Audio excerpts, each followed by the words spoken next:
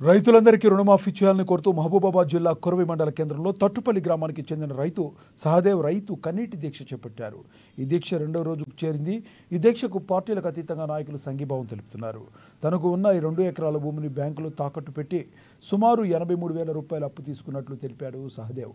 అయితే కాంగ్రెస్ ప్రభుత్వం రైతులకు రుణమాఫీ ప్రకటించడంతో తనకు రుణమాఫీ కాలేదని బ్యాంకు చుట్టూ తిరిగి అలసిపోయి నా ఆవేదన ప్రభుత్వానికి తెలవాలని వారం రోజుల పాటు రైతు కన్నీటి దీక్ష చేపట్టారని వెల్లడించారు।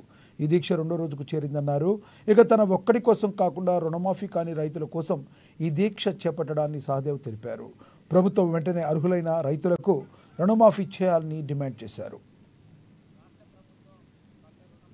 అని చెప్పేసి హామీ మేరకు కొంతమందికి చేసి మరి కొంతమందికి చేయలేదు। చేయని వాళ్ళలో నేను ఒక రైతునే। నాకు పంట రుణమాఫీ కాలేదు। నాకున్న 2 ఎకరాల భూమిని కుదవబెట్టి బ్యాంకులో కుదవబెట్టి నేను అప్పుగా తీసుకోవడం జరిగింది 83,000 రూపాయలు।